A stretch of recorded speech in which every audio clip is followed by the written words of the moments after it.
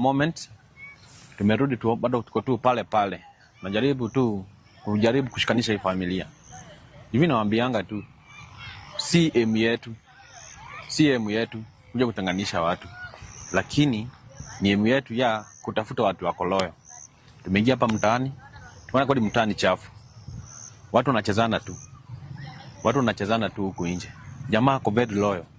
Lakini mke wake tumesikia ni Mkamba, na Wakamba tunaelewa tu napenda hizi vitu. Amekuwa tu akicheza na kiateka pale. Mzee akienda kazini, apata bibi yake ashagongewa, na mzee kwa shughuli zake, akona shughuli mingi, hakuwa anaweza kuperform bila mwanaume huwa ana perform. Lakini sasa hata nimesikia tu aibu kusikia mzee akona watoto wawili pale. Lakini bibi yake amemwelezea tu wazi watoto si wake. Mtoto wa kwanza alimuoa akiwa na mimba. So yule mtoto mzee yuko sure kama mtoto ni wake. Lakini wa pili mwenye afikiria ni wake, tutakuja kujua ni wakiateka. Imekuwa serious, very serious, lakini sijui itakuwaje. So nikaona ni vizuri juu nimwambia madama nipe namba ya mzee. Nipe namba ya mzee, naweza kuongea na mzee pengine. Ni kama mzee maybe ata cool down. Juu pale unakumbuka pale mzee alikasirika na akaenda. So mimi naomba tu mzee nimpigie simu. Sijui kama atashika, lakini natumaini maybe atashika. Na pengine akishika akuje aongee, ajieleze ile uchungu imemfikisha wapi. Anaweza mpa nafasi nyingine ya pili ama itaishia hapo. Lakini nitajaribu yangu juu chini, nijaribu kusikiza mzee. So guys, mnaona tufikie si simu ndio tuweze kujaribu kurudisha hii familia pamoja. Madamu ameongea akasema angetaka sana bwanake arudi ndio aweze kulea watoto pamoja. Lakini swali ni jamaa wetu venye ametoka amekasirika, atarudi kweli ama itakuwa tena ni shida nyingine? Lakini mimi yangu ni kujaribu, na singetaka sana, siwezi taka kutenganisha hii familia. Itapiga simu, nimpigie simu huyu bibi tuone kama bwana tuone kama atashika simu yetu, na pengine tuone kama atarudi. Na Juma sana nimesonga, tampigia tu simu mara hiyo. Ndio tuone kama atakubali mwito wetu.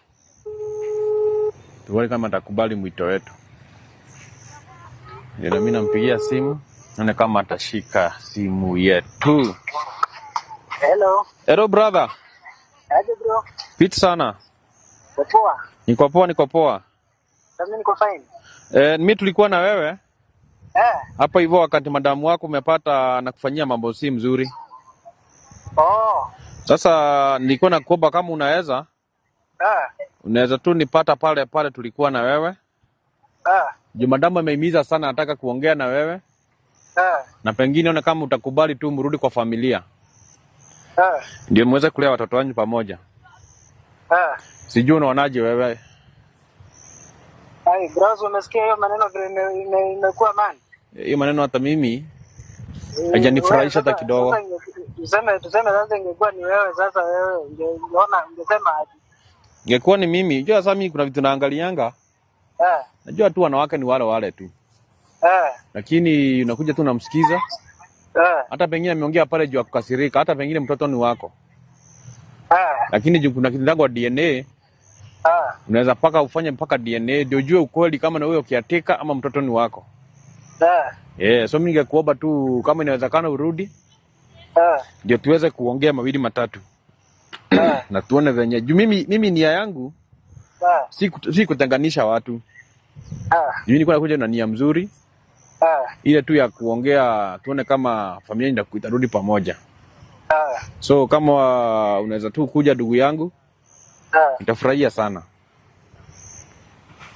Lakini hiyo maneno imenivunja sana. Najua si rahisi. Lakini juu bibi yako ako hapa. Ningeomba kuja tu muweze kuongea na yeye. Sawa basi, kama dakika 10 hivyo. Dakika 10 si mingi sana. Tunachukua hata kama motorbike hapo, jiona hata giza inaingia huku. Acha nione basi. Kuja kama dakika kama 5 hivi itakuwa sawa. Sawa. Sawa. So guys, huyu ni yule ndugu yetu na ni kama amekubali wito wetu. Amesema atakuja ndio aweze kusikiza bibi yake. Kuna magani mengine tena nataka kumwekea, lakini kamuelezea vizuri, watoto wana hatia. Watoto hata wajui uhusiano wa mamake na kiateka, wanajua tu baba yao. So nikaona ni vizuri huyu jamaa akuje ndio mambo ikue rahisi. So ningeomba yule aweze kuharakisha. Aweze kwanza kuharakisha ndio at least tuende kama tutaweza kuongelesha familia na irudi. As usual guys, nawabianga tu manze, kila siku ingia tu pale kwa channel kuwakumbusha tu. Siku nasema ni kuwakumbusha tu. Ingia tu pale kwa channel ni YouTube. Search hapo Franco Cyrus na mambo itakuwa salama. Hata naona jamaa yetu ndiye huyo kiateka, na huyu jamaa yetu ndiye huyu director wangu. Sijui kiateka ametoka kwa wapi kwa maneno yangu. Mimi tu nasikia tu ametajatajwa sana. Na ni kama anagaogeana sana. So kuna venye na feel wajafanya poa. So venye tu nawaambianga kila siku, ingia pale kwa channel, subscribe, like, comment, share. Ndio kazi ikuwe rahisi na tufikia watu wengi. Mkinipa hiyo support, itakuwa tu na feel tu more powered. Itakuwa tu kuna ile motisha ya kuweza kufanya mambo mingi. My director, jamaa ndio amefika. Naweza tuonyesha hapa akiingia. Jamaa ndiye huyo. Huyu ni mzee kweli wa ukweli. Hata hajakaa venye tulikuwa nasema dakika 5. Ndugu yangu. Yes sir. Habari. Salama sana. Yes. Sasa tuko hapa tena na tumerudi bana. Yeah. Madam, umesikia venye kumeenda? Hiyo story umeichukulia namna gani bro? Sio maneno unaona ikiwa ngumu sana bana. Hiyo maneno hata mimi nimeisikia bro. Si rahisi. Manake sasa unajua ingekuwa ni story nyingine na hiyo ya kuongwa tu. Hiyo na understandable. Ingeeleweka. Lakini mtu anakuambia umfikishie. Tena istoshe sasa ile ya kuumiza kabisa. Umemwoa akiwa na mtoto. Umempea hiyo chance. So unaona hiyo ni komafu hiyo. Kuoa mtu akiwa na mtoto ni kumaanisha umekomaa. Yes. Wewe ni mwanaume, asemanga mwanaume, mnasema ni mwanaume busara. Uko na hekima yako. Mungwana. Na sasa mnaendelea hivyo, wewe unafikiria mnajenga familia pamoja. Juu wewe sasa mawazo yako yote umetuliza. Yani umejicontain kwa hiyo mwanamke. Yes.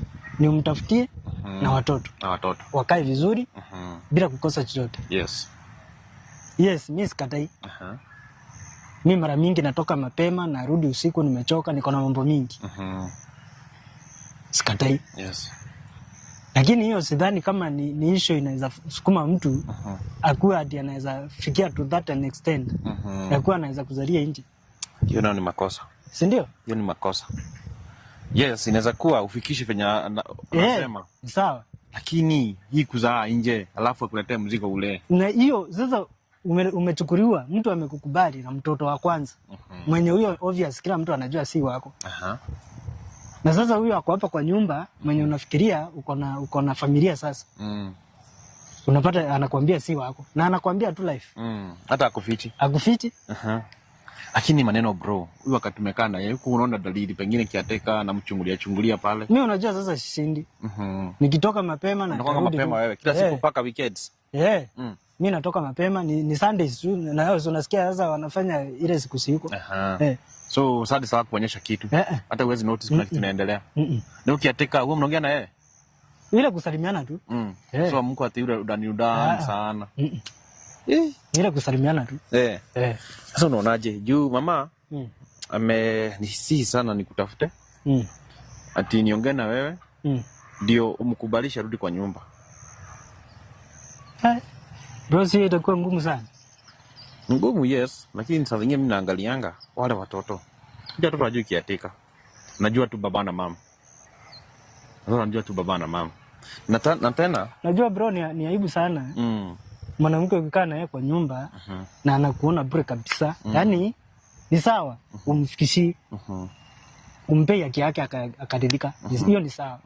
Lakini hata watoto anawaangalia hivyo, anaona mtu mwingine na huko nje, hiyo inakuanga aibu kubwa sana. Ni aibu, hilo ni aibu. Sasa wewe niambie, sawa, naweza taka, lakini sasa tutaishi aje hapo kwa hiyo nyumba? Wakati nikimwangalia naona kiateka, nikiangalia watoto naona kiateka, tutaishi aje? Nya si rahisi. Lakini sasa unajua sasa umesema si mtu wa kushida pale kwa nyumba. Wewe mtu una shughuli zako. Si utaassume tu hii ni kama tu ni maid, mara tu kwa nyumba nielewe watoto. Ama unampenda zaidi? Sasa kama hata simfikishii, sasa kweli hata hiyo morali itakuwa kweli? Haiwezi kuwa. Ukifanya ile kazi unajua haina mafanikio. Haiwezi kuwa. Hata utakuwa unapata hiyo nafasi ya kufikiria unaweza kufanya kitu kama hiyo. Sasa nikuulize wewe mzee, mbona ufikishi maneno bwana? Unataka kuaibisha jamii yetu ya Kikuyu? Unajua sasa bwana, shughuli inakuwa mingi, lakini sasa hiyo inaweza rekebika hiyo. Tunaweza punguza mambo mengine ndio tushughulikie hiyo kama ndio shida. Lakini sasa shida ni hapa kwa watoto amezaa nje. Hii ndio shida kubwa hapo. Hiyo ni shida, hata mimi hapa kuna shida. Si ndio? Hiyo ni shida. Lakini sasa unaweza msamehe at least urudi kwa nyumba. Mimi naweza msamehe. Mimi kitu cha kwanza sipendi kufungia mambo kwa roho yangu. Najua nilikuwa nimempea hiyo chance. Naweza mpea nyingine tu. Wewe sio mtu kusikia venye mara nilisikia. Ndio hata huyo wa kwanza nilikuwa nimemkubali, si wangu. Tena huyu wa pili. Tena huyu na wa pili. Lakini huyu wa pili ukiangalia masikio mpegi na mapua hakuna venye mnafanana. Ni mweupe tu. Sasa kaupe ndo kalikuwa kananionyesha ni kama bibi ni wangu. Ukiangalia mapua, macho, masikio hakuna kitu kinapelekana. Yangu? Nilikuwa naona kaupe tu ndo nilikuwa naona. Unaona hapa ni wangu lakini kuna venye. Nasikianga tu ile mapua imechukua kwa babu. Imechukua mkoro kule. Masikio hiyo unachora chini tu. Lakini watoto nakupenda sana watoto. Wananipenda? Wananijua mimi ndo baba yao.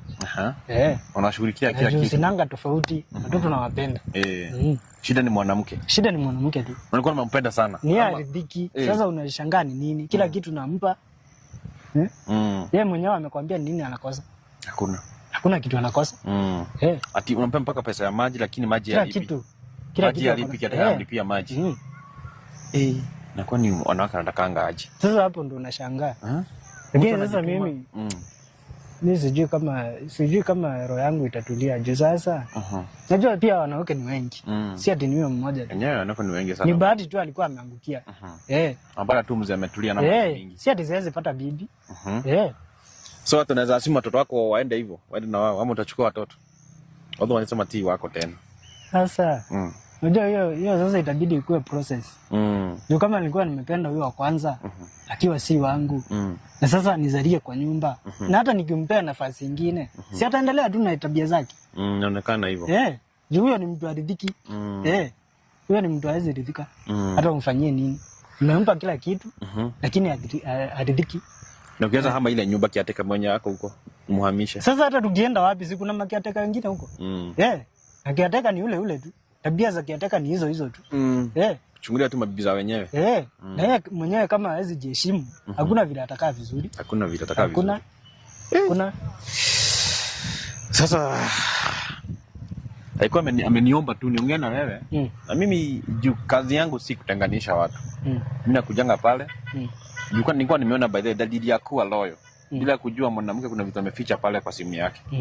So mimi singetaka sana mkuwa tumetanganishwa through hii channel yetu. Channel yetu si ya kutenganisha watu. So mimi ningeomba tu nimuite. Adamu kubali tu akuje. Muongee akiwa hapa mimi nikiwa. Unaona? Sitasema nenda kwa nyumba, siku nenda kwa nyumba, tena kwa nyumba naweza hata kupigana huko. Na mimi sizitaka hiyo. So mimi ningeomba madamu akuje, usikie kama benye anaongea unaweza msamehe. Ikulingana benye tu atakuja kuongelesha. Unajua ni mtu tu unajua kupima mtu. Mpime uone huyu mtu benye anaongea. Na wakati mwingine kwa amenificha mambo yote sikuwa najua. Hata angeza rudi pale kwa nyumba, nitamfanya kuwa bibi yangu ama ni mtu tayari nitakuwa nimeona hapa nimepoteza. Sasa uamuzi wako utaamulia hapo. Sawa. Lakini tu ukubali mimi nimuite, nisikuwe ati nimetanganisha umeenda njia zako, yeye ameenda njia zake. Sasa hapo unipe tu nafasi akuje tumsikize. Kila iko sawa, baadaye maisha yenu siko sawa. Sawa. So guys, mimi nitajaribu yangu yote niweze kuona familia imerudi pamoja. Madam alikuwa amejificha pale, nitamuita na akuje. Juu mzee nimempigia simu nimekole kukuja, madam alikuwa amemwambia mzee akikuja tu nilikuwa tunaangalia na chungulia tu pale. Ngo tu within. So mzee akuje tuweze kuongea na yeye. Na juu mzee amekubali mwito wetu ukuja, na tuniita madam akuje ndio tuweze kuongea na wao. Asanteni na Mungu awabariki.